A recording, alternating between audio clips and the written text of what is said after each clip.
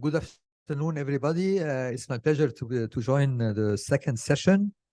After hearing about the landscape of social insurance, we are going to hear the answer to the $1 million question: why is social insurance coverage declining in Egypt? يعني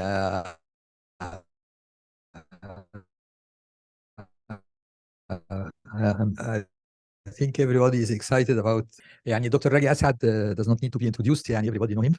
لكن maybe I will share something that maybe few of you don't know about it. He's not an economist, he's an engineer. مش كده؟ who turned to be an economist later يعني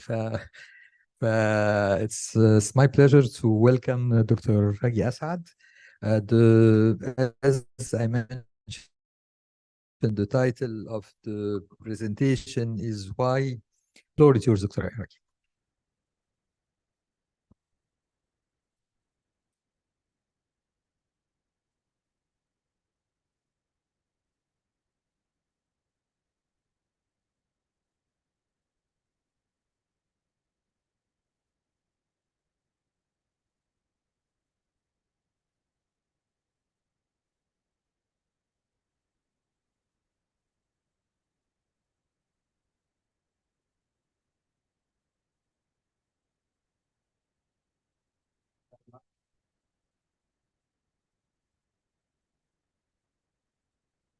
It is my pleasure to be with you here to continue on the discussion that we've had in the first session, which I think there's going to be a lot of relevance to what we're going to be discussing now. Just to note that this paper is joint work with Sarah Sabri, who's my PhD student at the University of Minnesota.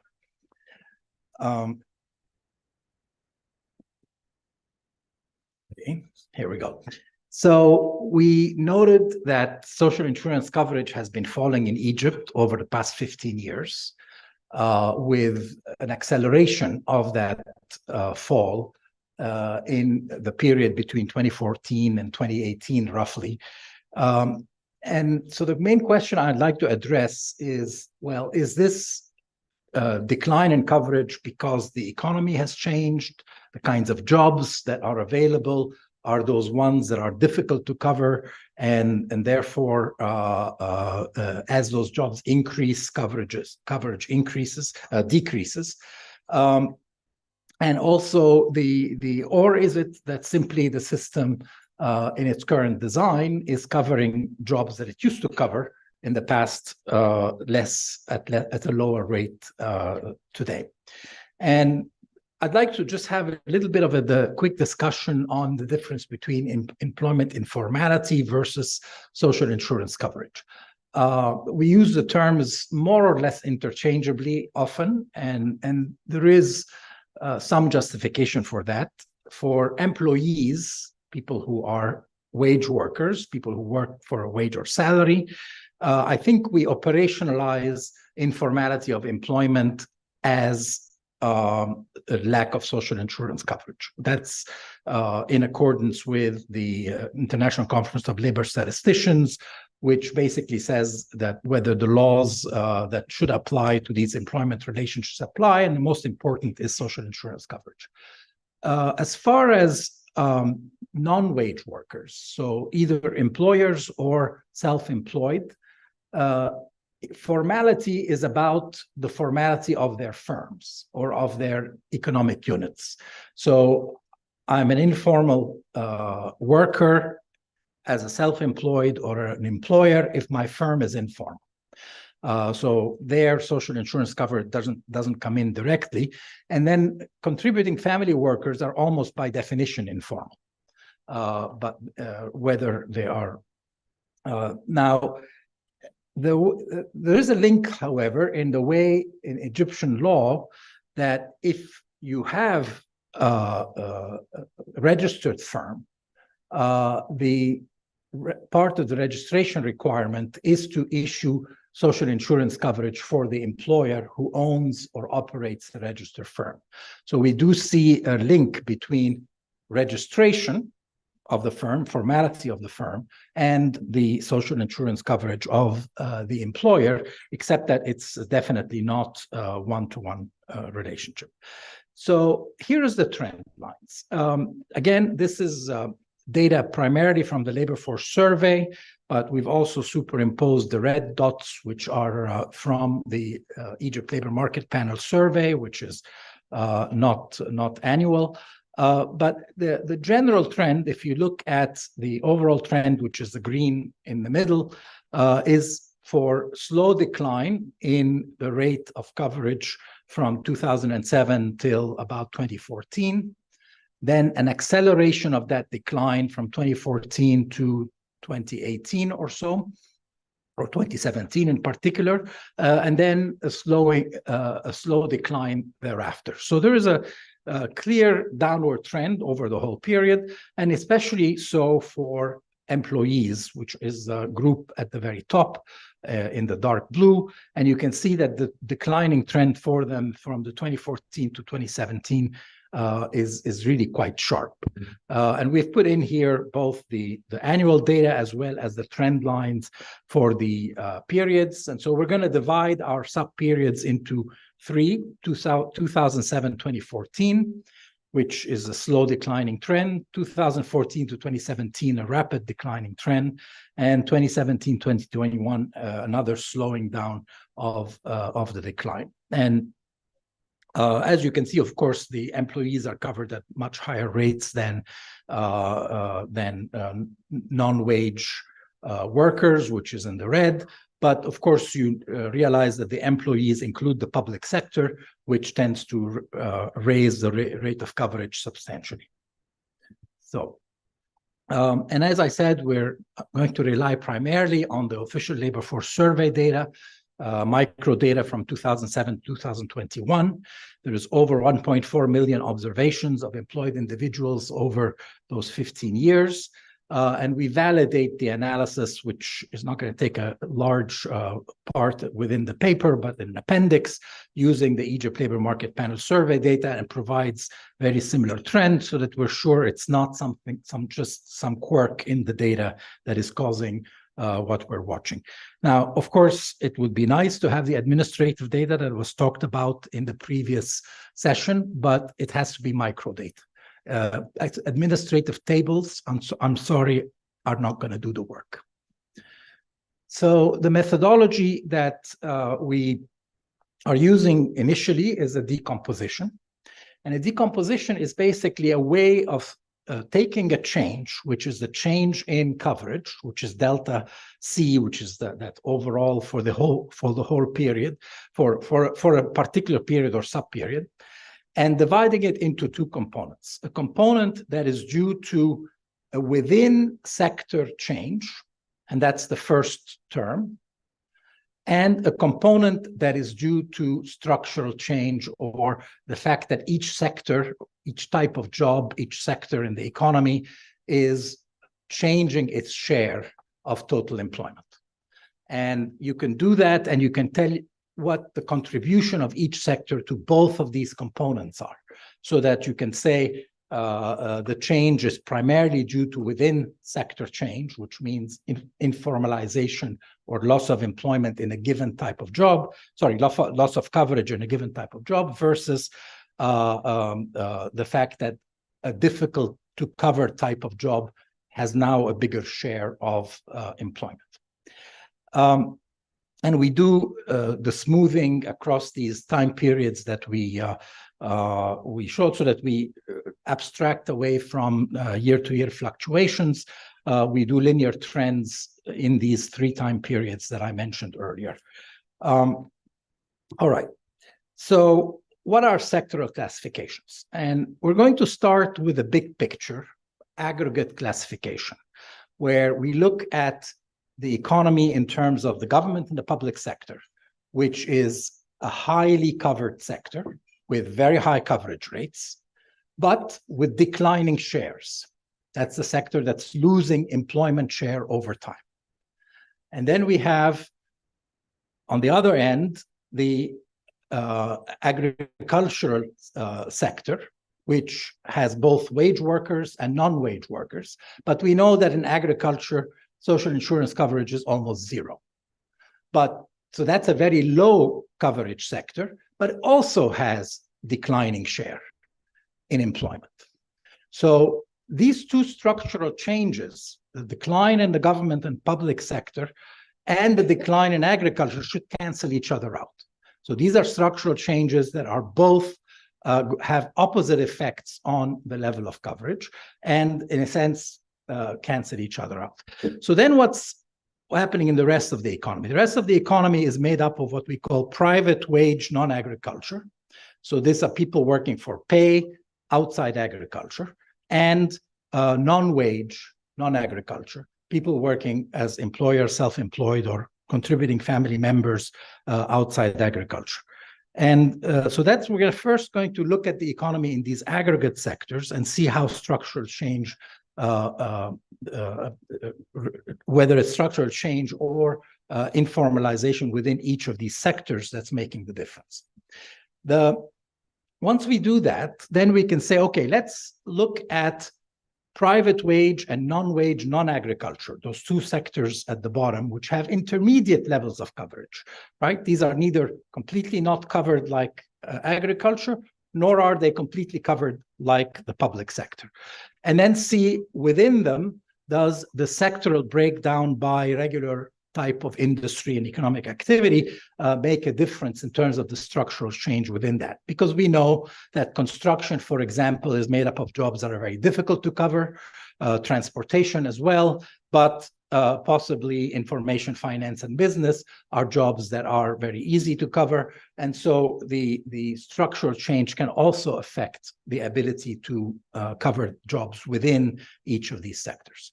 So let's start with the aggregate decomposition. And so on the right, you basically are going to see the weight of each of these sectors over time.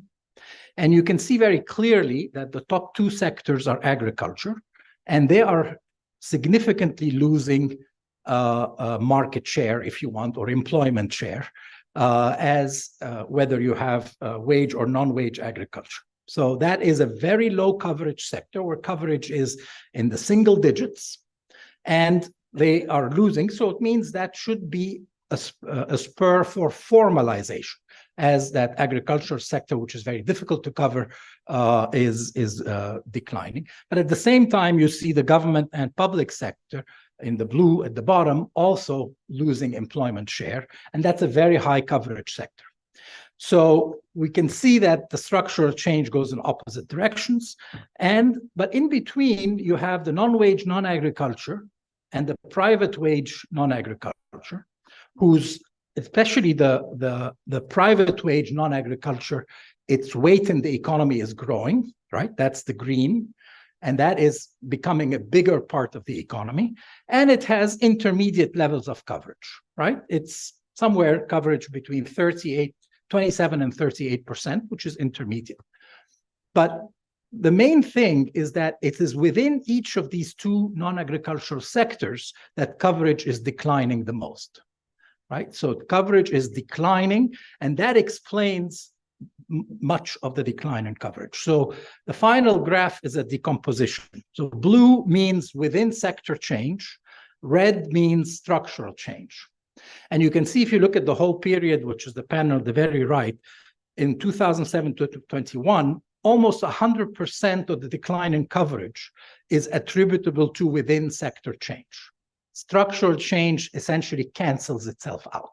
The two red lines, one is decline in coverage due to government declining, and one is increase in coverage due to private non-wage, non-agriculture increasing. They cancel each other out, and you don't have much of an effect of structural change. And you can see, of course, that the period of time in which the decline in coverage, the within sector change, accounts for the most of the decline is the period 2014 to 2017.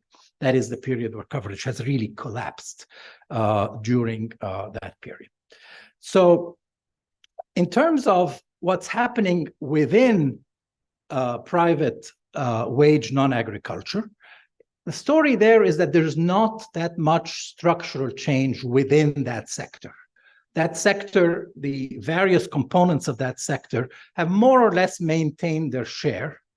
And what you have is that within each of these subsectors in the private wage non-agriculture, you have substantial declines in coverage. So again, structural change is not going to play a major role. It's not the fact that the economy is shifting in ways that are creating jobs that are more difficult to cover that is creating the problem. It is primarily that we're covering jobs that used to be covered less over time. And again, here is the result. The blue means within sector. Now the sectors are defined in this very fine-grained way. And you can see the decline in coverage in private wage non-agriculture is almost 100% due to within sector change as opposed to structural change. And most of it, again, being accounted for by what happened in 2004 to 2017. So that's within that group. Now, if we go further to the private non-wage non-agriculture, which is the people who are working as self-employed and employers and contributing family members, the story is the same. This is, of course, a sector that's dominated by wholesale and retail trade, which has the largest component of employment in that sector. But again, the share of each of its components is not fluctuating all that much. And you have big declines in coverage in things like mining, manufacturing, and utilities, in things like other services, in accommodation and food services, and in transportation and storage. So simply the chance of being covered. So employers, self-employed workers in these sectors are less likely to be covered over time. So again, same story. The within sector change is dominant. The structural change component is very small. It exists in fact, the structural change within non-wage employment would have increased coverage rather than decreased it. That's the red line that is in the positive territory. So that, and again, in this case, the coverage decline occurred in early 2007-2014, as well as in 2014-2017. So that we have really, I think, shown that at least structural change in the economy is not responsible for the decline in coverage that we've seen, and most of it is due to inability to cover jobs that used to be covered in the past. Now, we continue this analysis by trying to look at other aspects besides sector. So, for example, is it firm size? Is it the fact that now we have workers who are working in the much smaller firms or are working outside of firms altogether, outside of establishments? Is it the fact that we have, is it education among the workers, characteristics of the workers, or the gender composition, or is it the occupation of workers? So to study this, we're going to basically look at the trend, the raw trend first, how coverage has declined over time, and then keep controlling for characteristics and still look at the trend and see if the trend can actually change as a result of controlling for these characteristics. If the trend doesn't change much, that means it doesn't have to do with composition. It has to do with an actual decline within each type of job that we can see. So this is, here is these graphs where you first have no controls. That's the dark blue dots. And you can then add controls for sector industry, which is what we had done earlier.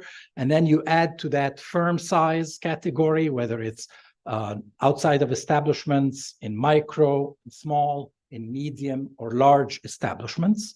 And then you add controls for occupation, and you add controls for individual characteristics such as gender and education and marital status. And the main upshot here is that, again, for the period from roughly 2012 to 2017, no matter what you add, what you throw at the model in terms of control, the trend is the same. which means that in that period, the decline is occurring irrespective of the changes in the composition of the workforce. So it's only since 2018 where you have some divergence in trend when you start controlling, and particularly when you add controls for firm size and whether workers are working within firms or in small and medium micro firms, that you have coverage, the trend starts going up again when you control for firm size. What that suggests is that since 2018, the structure of the economy has been moving towards smaller firms and work outside the establishment, which are more difficult to cover.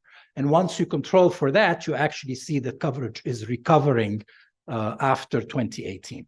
So, and that's kind of but for the period of interest where there is the big decline in coverage, composition doesn't seem to make a difference. Now, next we try to look, okay, who lost coverage? What types of job are more likely to have lost coverage? So we're looking here at the trend in coverage by different characteristics. And here, now, of course, what we see here is that the biggest decline in coverage occurred among micro enterprise. That's kind of the maroon line. And you can see that between 2012 and 2016, all the way to 2020, there is a big decline in...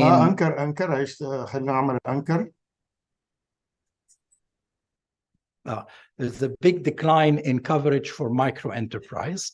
We see the same thing for small enterprise, a little less so, but the trend goes all the way down. Now, what's happening in medium enterprise is very dramatic because coverage was actually increasing to some extent in the early 2010s. And then around 2014, coverage in medium enterprises, the orange line, crashed. That's, remember, that year in which the minimum insurable wage started going up. So I want to send you back to Iren's presentation about this desire to increase the sustainability of the system by changing the minimum insurable wage. This is the time where medium enterprise coverage started crashing.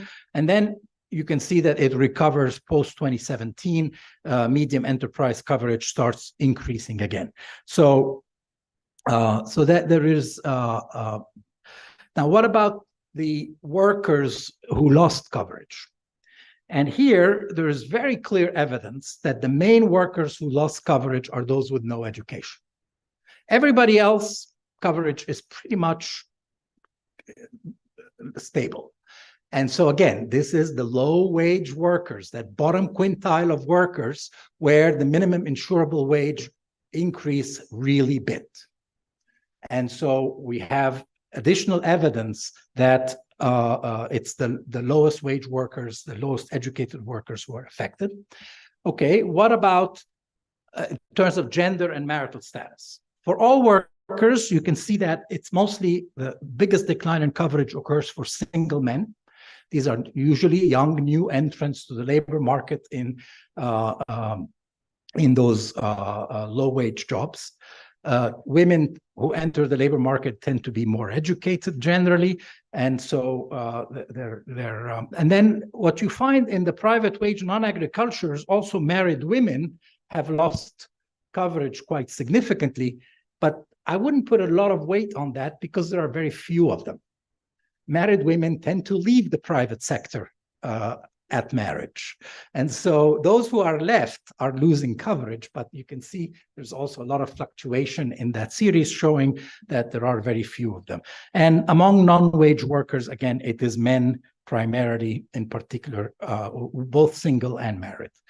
Now, in terms of looking at by tenure on the job, is it the new workers or is it the workers who have been on the job for more than 5 years? Are people losing their insurance once they get it, or are they just not getting it in the first place? And in fact, here we see that they're not getting it in the first place. It's the workers with fewer than 5 years of experience who are dramatically less likely to be covered over time in all three categories. And so that essentially confirms a lot of what in Iren's analysis showing as you raise that minimum insurable wage, those workers who are marginal with low education, low tenure, and in small and micro enterprises and to some extent small enterprises are the ones who are most likely to lose coverage. And it's not a question of structural change, but a question of the administrative rules of the system were changed in a way that seemed minor to people who were probably making the changes. Oh, let's improve the sustainability of the system at a dramatic cost in terms of inclusion and in terms of coverage. And that is the kind of monitoring that, unfortunately, with the data they're using, they're not able to do. So, so the largest declines in coverage that basically were among wage workers were in mining, manufacturing, and utilities. So the big manufacturing sector, where coverage fell the most, and then among non-wage workers, it's in the big retail and wholesale trade sector where you had a very big decline in coverage. And we already said that it was concentrated in micro and small, although what happened in the medium enterprises was very revealing in terms of big decline and then a recovery.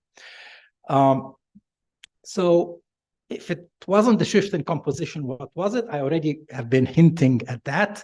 And it is, I think, the tweaks in design that happened before the new law was passed in 2019 with this increase in the minimum insurable wage I think, is the main culprit for what we see as a big decline in coverage. There is potentially some possible interaction with Takaful and Karama, because Takaful and Karama was introduced in 2015, and one of the conditions for Takaful and Karama is not to have social insurance coverage.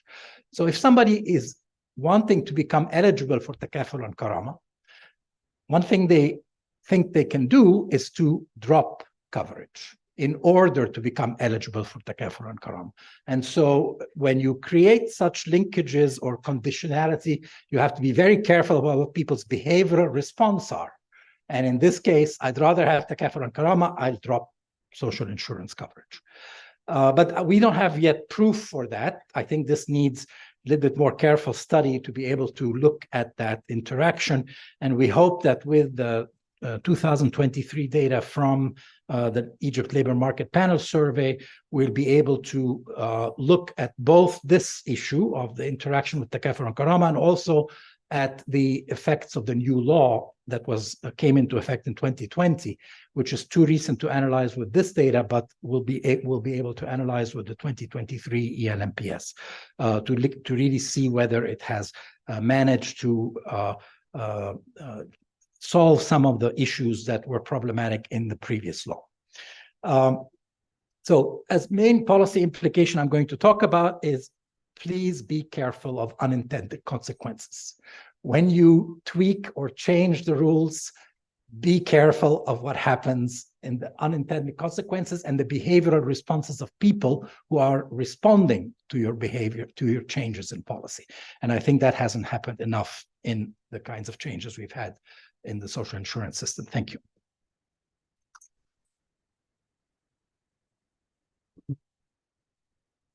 I would like to thank Professor Ragi Asad for an excellent presentation, as usual.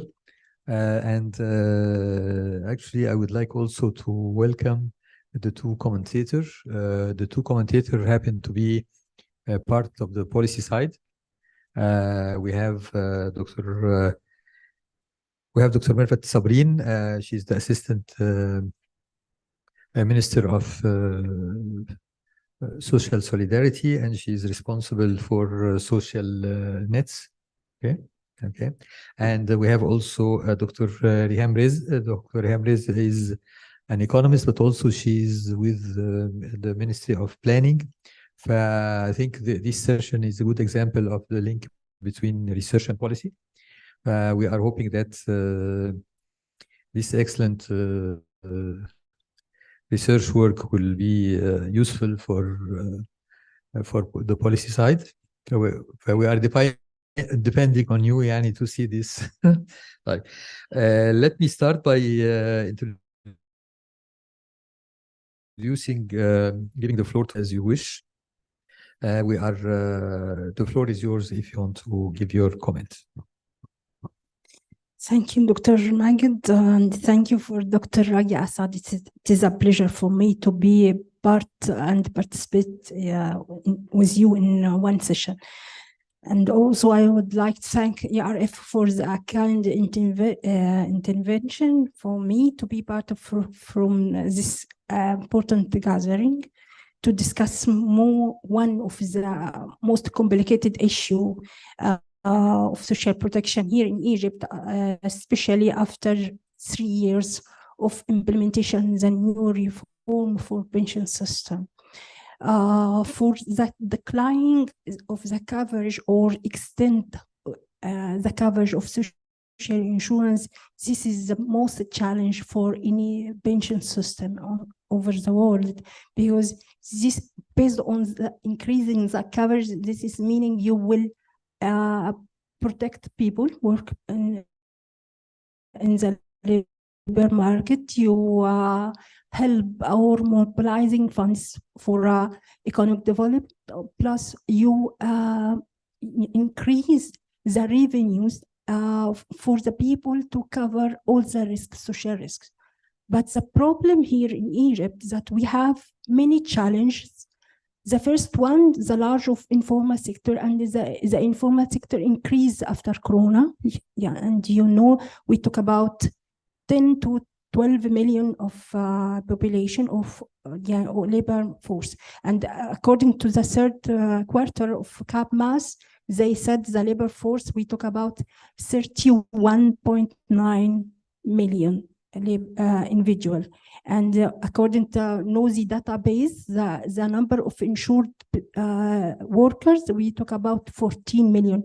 This is meaning more than 50% outside the social insurance system.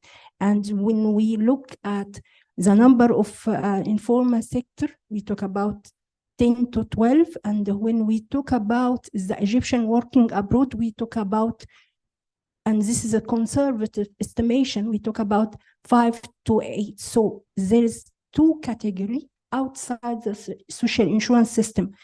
Egyptian worker abroad, and this is a voluntary scheme. And the other one in casual, or what according to the social insurance law, this is casual workers or regular workers. By the law, this is mandatory scheme, but in reality, this is voluntary, because the problem is that we have a small number of social insurance inspectors. We have just 500, but we have more than 3 enterprises in the private sector and government sector. So we couldn't go to the small worker at the street to say, you evade the system, you need to pay penalty. So what we focus now, we focus on the private sector and self-employed or the owner business to try to encourage them to participate in the system. Dr. Assad, you mentioned that the condition to participate, as if I'm self-employed, I need to be registered first. No. If I have my own entity, and I don't go to the pension system to register myself, this is meaning I evade the system. And we, in collaboration with Ministry of Finance and Ministry of Local Development now, do many survey on the entity who work in informal way to register them and to register them in the system, and on the issued a commercial registered and the tax card for them. And after that, we put it registered in the system, and we impose them to pay the contribution starting from the date he starting working. Okay, this is the first note. the decline, if this is a simple answer, when you said why the coverage is declining, because the contribution rate is very high. Before 2019, we talk about 41% because the government subsidy the aging scheme by 1% for the private sector and government sector. So the total or the global contribution rate, we talk about 41%. We decrease this rate to around 30 for the private sector. This is after 1 year in discussion, in monthly discussion with the private sector. What is the contribution rate you can affordable? So this is the new contribution rate, is agreed contribution with the private sector. The problem that when starting reform the pension system, we met with the former Minister of Finance, Mr. Hani Adri, and I remember my colleague from ILO, and we said, what is the principle for the pension reform? And he said, I want to improve the pension amounts. I need to decrease the contribution rate. I don't want system liable or have more pressure on the general treasury, and I want some stability system. And this was a dilemma, how to decrease the contribution and increase the pension at the same time, and how I do it without investment abroad, because the government refused totally to allow to the pension system to invest in the pension funds outside Egypt. So the only solution was to extend the coverage, and we put assumption that we will double the coverage rate during 10 years, and this is not happening because unfortunately once we applied the system, we faced with Corona, and afterwards that we faced with economic crisis, and now the unstable area in MENA region and war in Gaza. This is put a pressure and pressure and pressure on the system. We put up as incentive when we design, we talk about how we could extend the coverage. This is meaning we need to attract the informal sector or the casual workers to the system. The problem, but that before 2014, I just pay £1 every month to get a pension, and pension increased every year, and pension will be inherited to the widows and the daughter, blah blah blah, because our pension system is very, very generous. If my father could get have a right to get my pension after I die, my sister, my brother, if he couldn't able to work, and my daughters and sons. And this is not found in other countries outside MENA region. So this is put liabilities on the systems and mainly on the financial stability of the system. The system in 2014, when we do the actuarial study or actuarial examination, we found cash deficit in the private sector.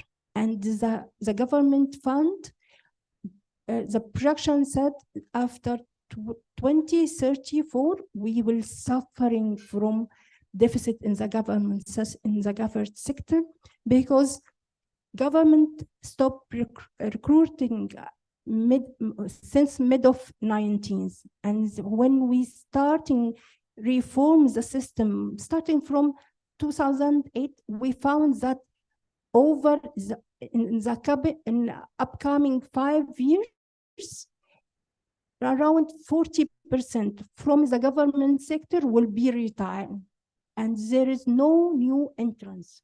So the government sector decline.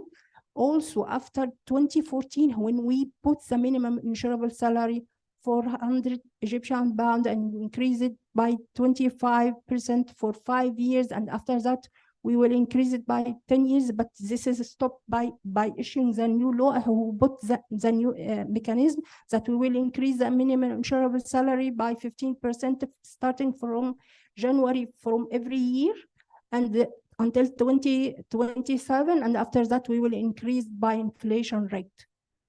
Okay, so this is put pressure on the private sector.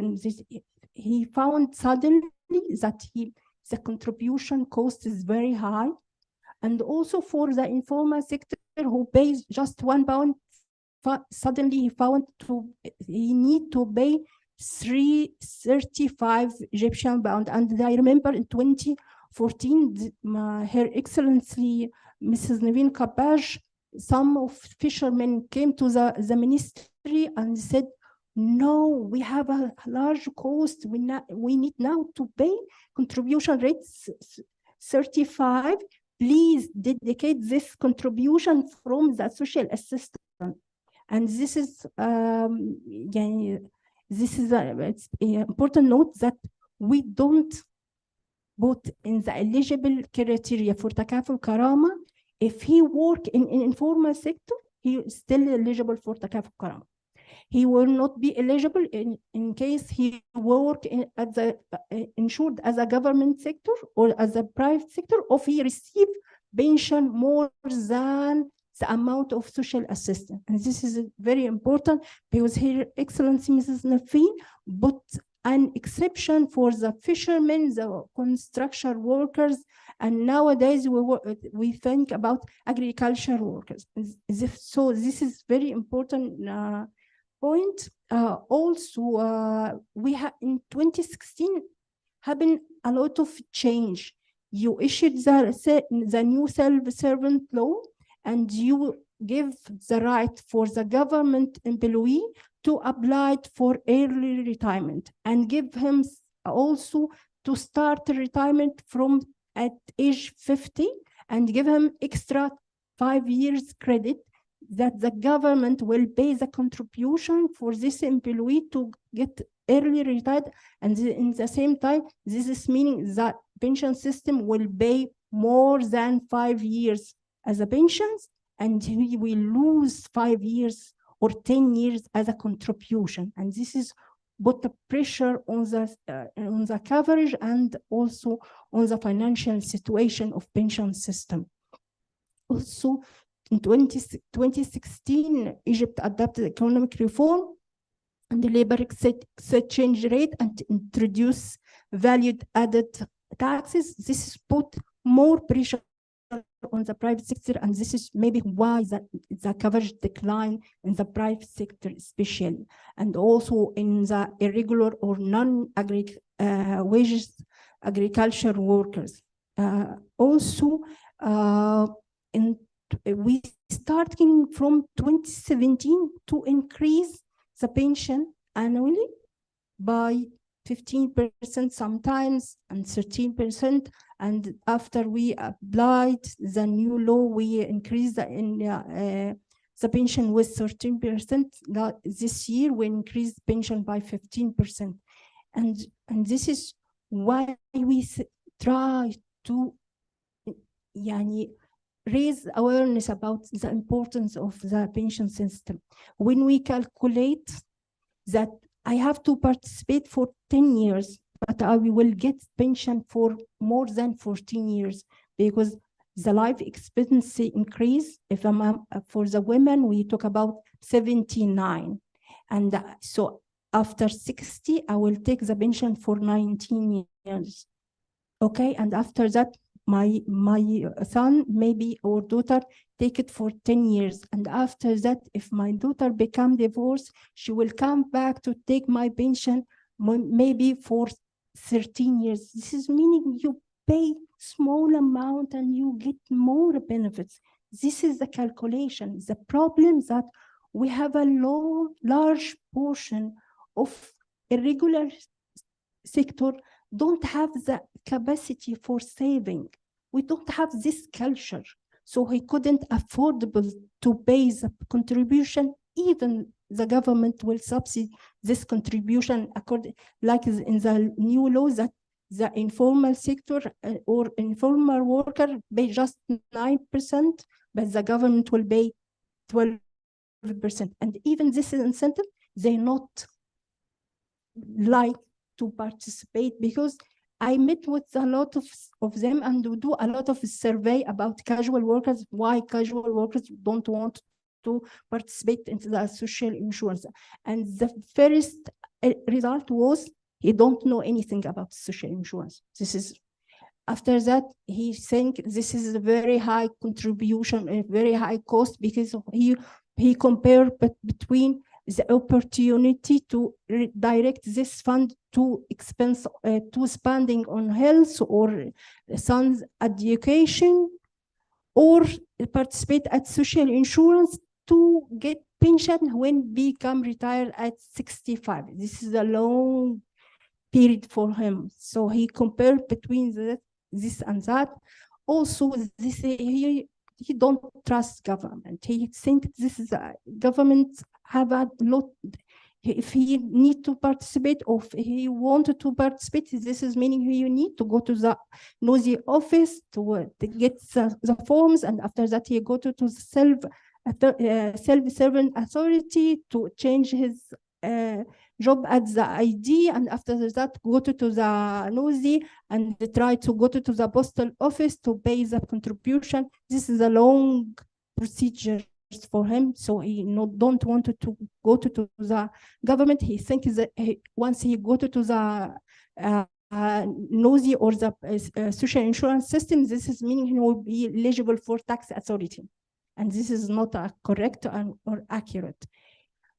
Also, sometimes when you talk about women, when I met some workers in recycling sector, and when I said for one lady, what if you are participate in social insurance, she said no.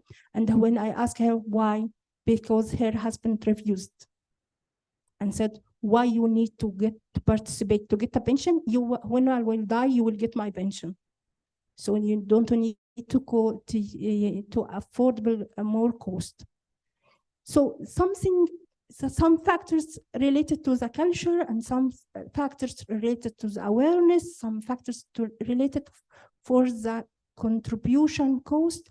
And be honest with you, after 3 years from implementation of the new system, we starting notes that we increase the minimum insurable salary, but some workers opting out from the system because he couldn't afford the contribution rate. Now we talk about 153 Egyptian pound he need to pay, and the government will pay 204 Egyptian pound, but he couldn't affordable because when you ask him how you gain or what your income weekly, he talk about 200. This is meaning the monthly income for him 800. He couldn't afford to pay 153 Egyptian baht. This is a problem for him. Okay, and then the same time he not eligible to get the kafkaram. So this is the misleading. We need to cover these people with special scheme, and as my colleague Aya refers that we applied, and Dr. Irene, that Dr. Ghada, that we applied defined benefits system. I think the ideal solution to cover casual workers or self-employed, or especially the poor self-employed and casual workers, with defined contribution scheme. This is meaning we need to establish fund to participate when we could participate, and participate with the amount you could afford. We put the incentive, but this was not the effective solution for increase or expansion the coverage for informal sector. This is a problem, and this is the dilemma. At the end, I will repeat again. We need to put minimum wage at the national level. We need to increase the national wage by not by 7% as usual. And what happened now, compare with the inflation rate above 35, this is meaning we decreasing the real income. And in this case, this is the contribution rate, whatever the small amount, this is a burden on the casual worker, and this is not the vision put it by the government, that we need to incentive these people. We try to subsidy the pension system through subsidy the informal workers by affordable the employer share. This is a problem, really. Thank you.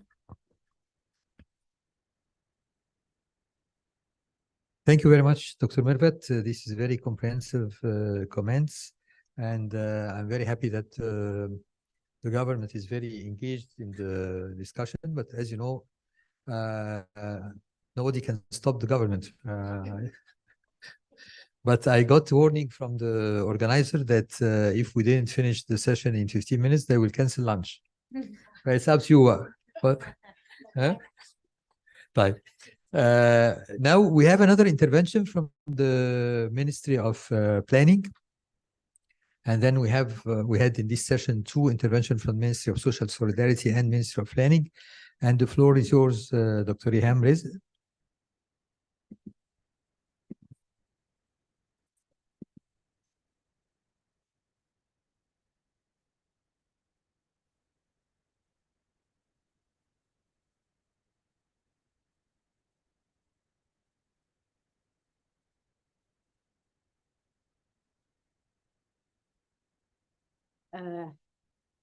Thank you very much. First, I would like to thank the ERF for inviting me. It was really a very insightful presentation by Rogi and Irene at the morning. And actually commenting on this paper without referring to the Irene's analysis, it's really very hard. They are actually connecting dots. And I would love as well to thank my colleague, Dr.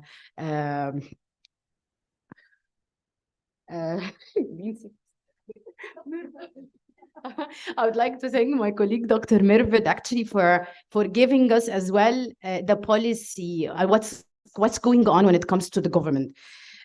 Mine actually, and my comments will be much more related to the academic hat and trying to second what Dr. Meghdad just mentioned of trying to connect the dots between the policymakers and the researchers. And this is as well is really very important nowadays. I will start by some of the interesting findings that Rogi have highlighted with a very important policy relevance. Rogi, in his analysis, actually, he used the LFS, and actually he backed his analysis as well with findings from the EDMPS. So when it comes to the main finding of the paper, as there is a secular decline in the share of employment covered by the social insurance for both wage and non-wage workers. The most pronounced period, which is 2017-2014, there is the decline comes from this period, and then there is a slow, but again from 2017-2018, but it is tolerable. So one of the main findings actually, what is really very interesting, and it's really very important from the policy relevance, that this decline is because of within sectors, or because of the decline comes from specific types of jobs rather than from the structural change or the composition of jobs that has been changed over time. So when it comes from 2014-2017 for wage worker in the private sector, we see that activities such as health, education, information, finance shows a wave, shows a severe decline, and there is an increase from 2017 to 2021, a slight increase. When it comes to the non-wage workers, we again find that the hardly hit sectors are service sector, food and accommodation, information, and finance and business services. Also, we see a lot of decline comes from the micro and small establishments, people with no education, men and workers who did not last for more than 4 years in their jobs. So one more thing as well, as I've just mentioned, what is really very important, and actually we can readjust and revisit the strategies and the policy conclusions on it, is the simulation results, which stress on this decline is caused within sector changes, not because of structure change, and the structure change impact is really very limited. Again, if we relate this to the share of those sectors that hardly helped and shows a secular decline in social insurance for private wage and non-private wage workers, we see that the share of total employment by the subsector for the private wage non-agriculture sector, the largest share comes from construction, accommodation, food services. And again, their social insurance coverage is really very slow and shows a decline over the 4 periods of the study. And for the non-private wage, non-agriculture sector, we see transport, wholesale, and retail are the largest. And again, the social coverage showed a substantial decline over the 4 periods as well. So for the multivariate analysis, for taking into consideration the other factors rather than those actually the structure change and the within the sector change, which is really, again, give us some insightful results and of agreed policy relevance. And the coverage has been declined for micro, small, medium establishments from 2014 and to 2017. And actually, a larger drop has happened for the medium-sized establishments. Again, for another paper that has been published by Rog as well in 2019 using the RMPS data, that there is a substantial increase in the contribution of small and medium firms to job creation, with an important decrease in the contribution of micro and large establishment to job creation. I think we hear what is the price. I mean, the social insurance now, and actually as well, we have just to mention, and what Dr. Mervet have just mentioned as well about the minimum wage, which is another cost for employer to be able to insure his employees. It's very costly. However, what we know from Dr. Mervet, actually, it is not obligatory. Again, the private sector workers, when they see such kind of dramatic and drastic changes that takes place, and it is not obligatory. He is also as well. It's not obligatory for him to insure the employees in his workplace. Again, another very important result, actually, the non-educated low-wage workers, who was mostly affected by this decline in social insurance coverage, and linking what Irene have just mentioned in her presentation early the morning, that the first and second quintile of work, the workers who belong to first and second quintile are hardly hit because their the contribution for both the employee and the employers are really very large. I think here we have to mention as well a very important result that has been also highlighted by the study Takaful and Karama. And most of now Takaful and Karama scheme, actually, it's really very important for poor families in Egypt. So if we link being in Takaful and Karama with with the social insurance coverage, for definitely for poor workers and for poor population, they will choose not to be insured in order to be able to be part of this permanent coverage. So here, actually, adding to the minimum insurable wage that has been increased as well, which makes it really very, for non-wage workers, very expensive for the workers to obtain coverage, and they choose not to be in the social insurance scheme. So here are the policy questions that I want to ask the authors. We don't have Sarah, but we have Rogi, and for the policymakers as well, they want to know these answers. What are the potential impacts associated with the adjustment of the minimum wage in Egypt? So, and actually, in the EAMPS, Rogi actually, this is a question to Rogi as well. In the EAMPS 2023, we will be able to see this adjustment in the minimum wage, how it affects the labor market in Egypt. Also, how to minimize the negative, how the potential negative effects and enhance the positive effects of Takaful Karama. Now, Takaful Karama, it's really very important for the rural communities in Egypt. All of them, they're trying to push in order to be able to this. If this is related again to being in the social insurance scheme, again, we're going to have like a large population increasing over time, because now it's the flagship program of the government. Whenever we have any pop-up crisis, increase the coverage. So how to control the size of informal sector? Again, I'm seconding what Mervet have just mentioned about the people does not know, the non-wage workers, they don't know about the insurance and the coverage insurance. Also, we do have a law that has been issued in 2020 for promoting small and medium and micro enterprises and try to graduate those informal workers to the formal workers. The government in this law, they put like a lot of income and non-income benefits. And when we do a phone survey with Capmus, in order to be able to know what's happening and do the firms know and how they act to this law, we find that 10% of the sample only know about this law. So again, I'm seconding what Mervet have just mentioned. Sometimes the people, they don't know that there is social insurance, or there is benefits that is offered by the government for them. The law is there, however, it is effective. However, the impact of the law on the small and medium and micro enterprises is really very limited, and some of them actually don't know it.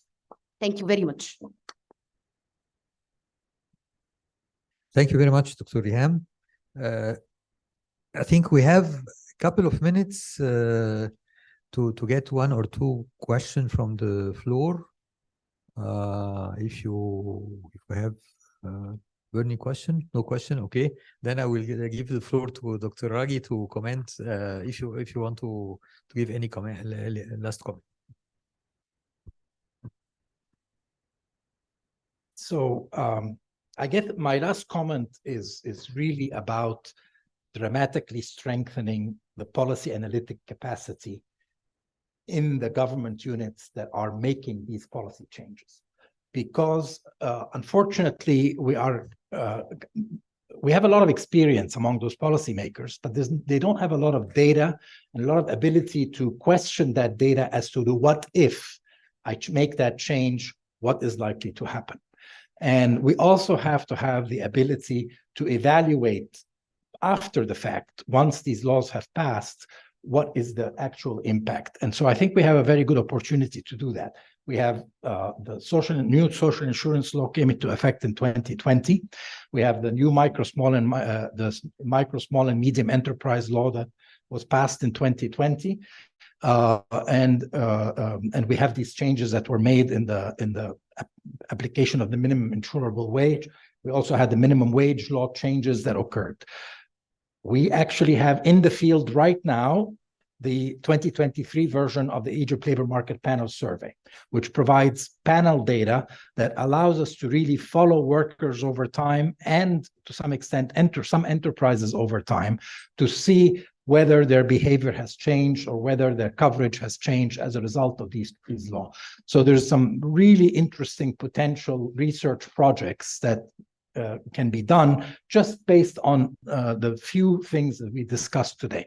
So I believe that this work really highlights the importance of having good academic policy analytic exercises, but also building in that capacity for policy analysis within the units so that they don't do trial and error on these policy changes. I see all the good intentions, but I also see the unintended consequences.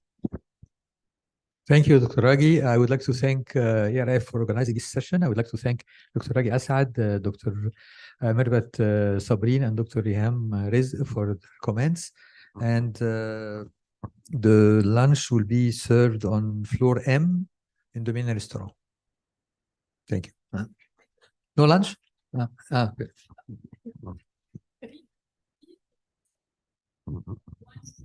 Yes, okay. Okay. Okay, thank you.